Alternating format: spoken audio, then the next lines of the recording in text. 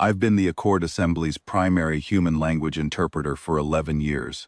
11 years of sitting 2 meters from the human delegation, turning their flat sentences into the melodic register the Tev Shari counselors preferred, smoothing their silences into something 400 seated delegates could process.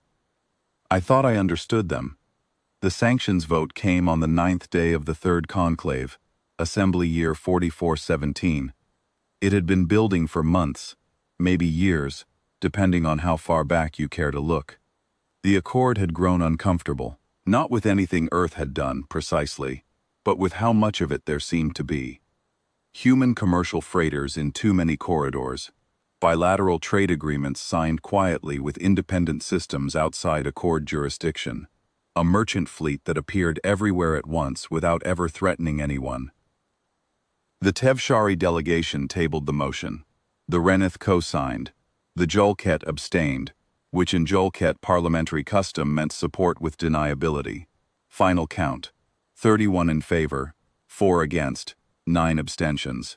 Comprehensive economic sanctions on Earth and all affiliated territories. Trade ban. Technology sharing freeze. Navigation restrictions through every Accord-controlled corridor. I translated the full resolution into Standard Terran. Every clause. I read it aloud to the human delegation, Ambassador Daria Mahan and her staff of 3, in a chamber of 400. Daria didn't stand, didn't object, didn't request a recount or a delay or a recess. She looked at me, looked through me, I think, at the resolution text on my screen, and said 4 words: "We accept your terms." I translated them. The chamber waited for more. There was no more. The delegation gathered their materials, stood together, and walked out through the central aisle without hurrying. No protest filed, no recall of the ambassador, no slammed doors, no parting statement. They left the way you leave a room you don't expect to return to, without looking back. Senior Counselor Haves of the Reneth chaired the post-vote review that afternoon. I remember him settling into his seat, satisfied, and addressing the gallery. The sanctions will break them. Inside of a quarter cycle, they'll petition for readmission on our terms.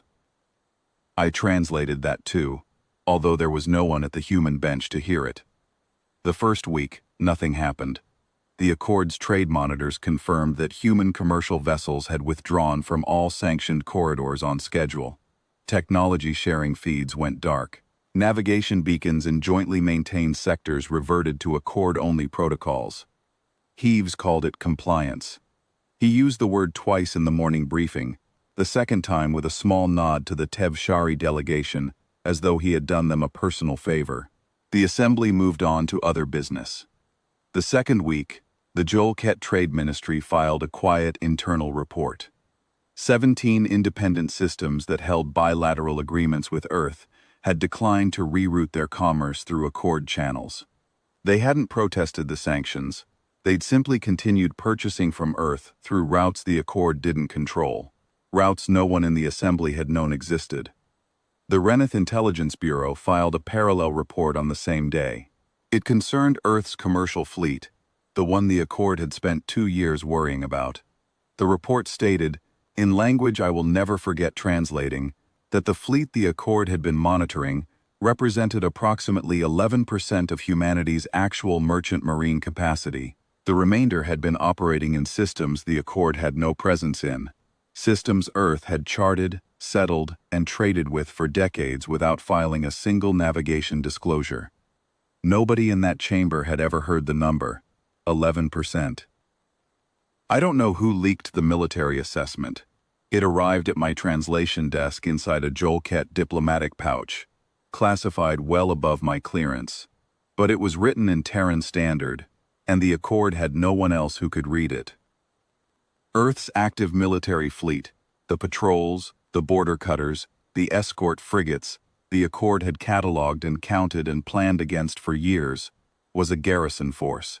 The assessment used the word garrison 3 times. Not a navy, not a deterrent, a garrison. The kind of standing force a civilization leaves behind to mind its quiet sectors while the main fleet operates elsewhere. The report did not specify where the main fleet was. It noted only that the tonnage estimates, if accurate, exceeded the combined naval capacity of every Accord member species. I sat at my desk for a long time after I finished that document. I have translated trade disputes, territorial claims, mutual defense amendments, and 6 separate motions to censure the Tevshari for exceeding their fisheries quota. None of those documents made my hands go cold. This one did, because the word garrison changed everything I thought I knew about the balance of power in the chamber, and it had apparently been true for decades.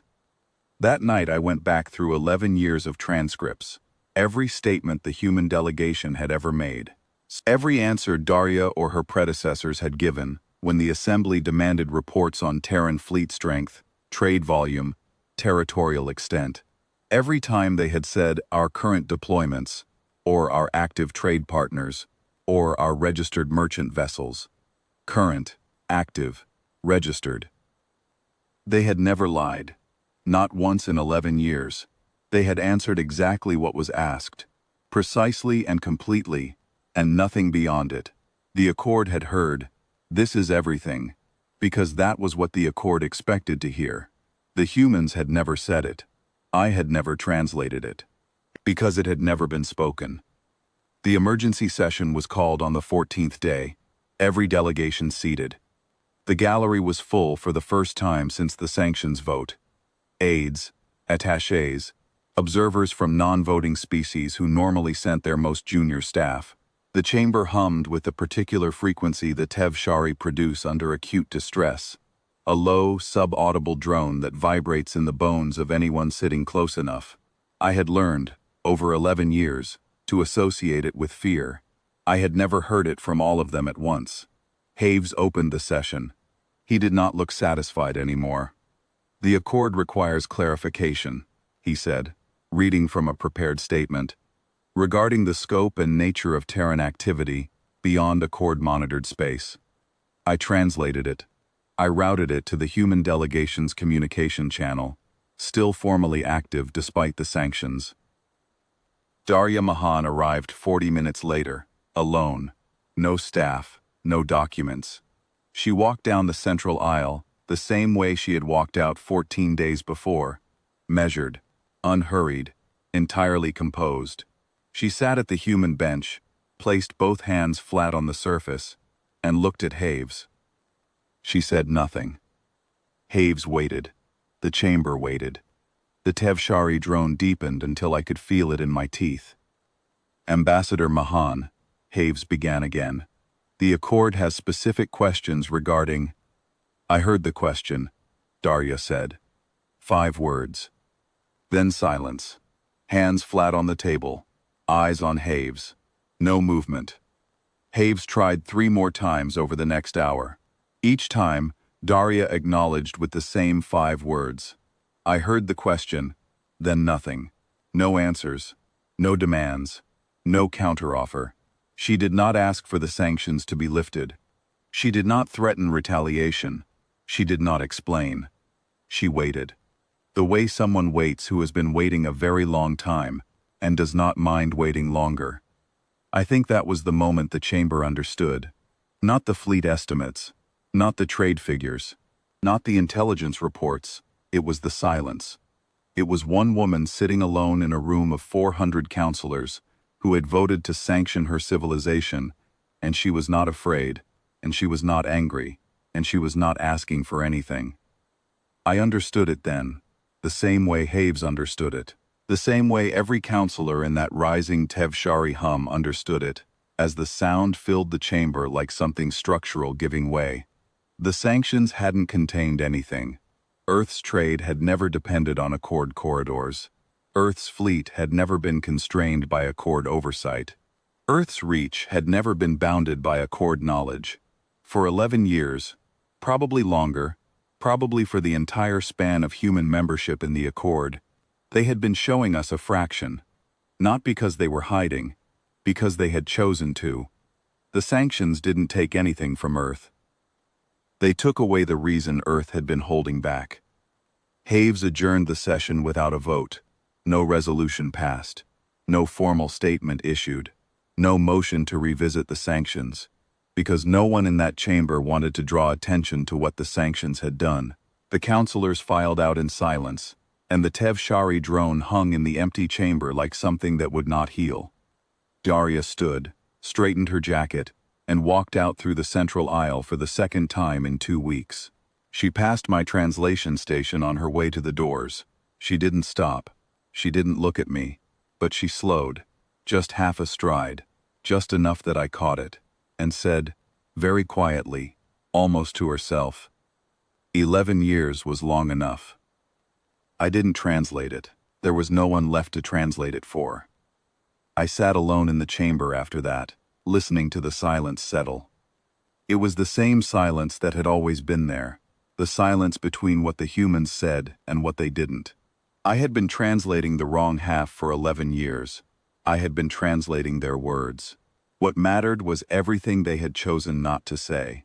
The accord never repealed the sanctions. There was no need. The sanctions assumed a container, and there had never been anything to contain.